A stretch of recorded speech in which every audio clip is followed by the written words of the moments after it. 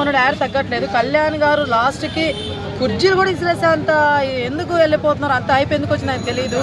రీతు గారు అరుస్తున్నారు, ఆమె ఎప్పుడు అరుస్తూనే ఉంటారు తెలుసు ఆయన కళ్యాణ్ గారికి. ఆయన ఒక్కసారి సైలెంట్ అయితే మేబీ ఇదంతా సైలెంట్ అయిపోయిందేమో. సో అది కరెక్ట్ కూడా. అంటే నామినేషన్ పాయింట్ లో ఒరే అరే తురే కామన్ అండి. అరే అంటే రెస్పెక్ట్ లేకుండా మాట్లాడు తోటి అరే పవన్ అని చెప్పొచ్చు, అరే డెమోన్ అని చెప్పొచ్చు. అలా ఏం లేదండి, వాళ్ళ ఫ్రెండ్షిప్ ఉంది కాబట్టి అరే తురేలు అనుకుంటారు. ఫ్రెండ్షిప్ లో అలా పట్టాడు అనుకోవచ్చా మరి? మరి జనానికి అట్లా లేదు కదా, నేను అదే చెప్తున్నా. వాళ్ళ ఫ్రెండ్షిప్ వాళ్ళు కలిసిపోయారు. ఇప్పుడు ఆ అబ్బాయి పట్టుకున్నాడు, కళ్యాణ్ ఏమో అనుకోలేదు కదా, వారిద్దరు అవుతానే మాట్లాడుకున్నారు కదా. కానీ చూసే వాళ్ళకి మనకే ఇవన్నీ బాధలు అర్థమవుతుందా, వాళ్ళిద్దరికి ఏమి ఉండదు. కాబట్టి మీరు ఈ రోజు ఎపిసోడ్ చూడండి, ఇద్దరు మామ అని కూర్చుంటారు. ఎవరు ఏదోలంటే మనమే. నేను అదే చెప్తున్నాను. వాళ్ళెవరో కూడా తనుజ కింద ప్లస్ అవుతుంది అన్న, ఏం మాట్లాడుతున్నారు? అలా ఏం లేదన్న, ఎవరి క్రేజ్ వాళ్ళకు ఉంది. తనుజ గారికి ప్లస్ ఆడంటే సుమన్ శెట్టి గారు నామినేట్ చేశారు.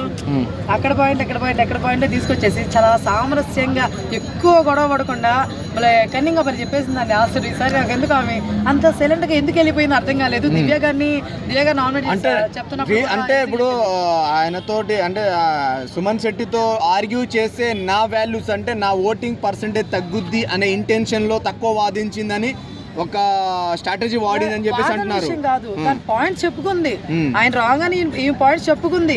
కానీ ఇప్పుడు మామూలుగా అయితే నామినేషన్ పరంగా సుమన్ శెట్టి గారు కరెక్టే అక్కడ. ఆయన ఈ ఉద్దేశం ఆయన తీసుకెళ్ళబడి అది వేరే విషయం. కానీ ఇవి చెప్పే పాయింట్స్ ఉన్నాయి కదా, మామూలుగా అయితే అరిచి చెప్తుంది, ఏడ్చి చెప్తుంది.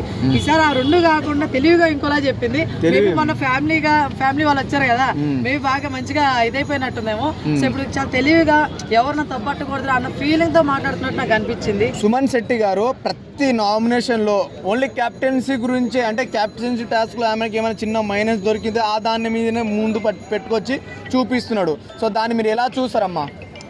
యాక్చువల్ గా ఎప్పుడు ఆయన ఏంటంటే బేసిక్ గా ఆయనకి సేఫ్ నామినేషన్స్ చేయడం చాలా అలవాటు అండి. ఫస్ట్ నుంచి కూడా, ఇప్పుడే కాదు ఫస్ట్ నుంచి కూడా అదే అలవాటు అనమాట. కాకపోతే ఈసారి తనుజ గారిని చేయడం మాత్రం కరెక్టే అనిపించింది. ఆయన నామినేషన్ రాంగ్ లేదు, కానీ చెప్పే విధానం మాత్రం ఇవి తనుజ గారి కరెక్ట్ గా చెప్పారు. ఇంకోటి బిగ్ బాస్ హౌస్ లో స్టార్ మా వాళ్ళు